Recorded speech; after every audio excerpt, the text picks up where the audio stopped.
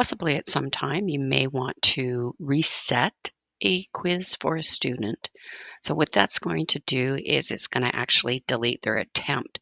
So if you have quiz 1 and you only allow one attempt, but the student for whatever reason, and you need to go in there and you want to delete that attempt, and then they can take that quiz as a fresh restart, you can do that as well.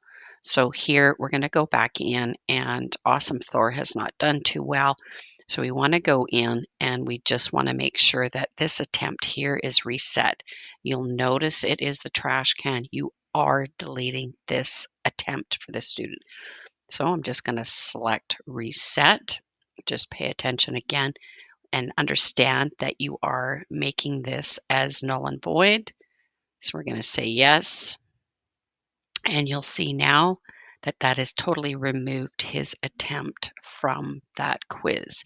He can now go back in and he will be able to begin taking this quiz again.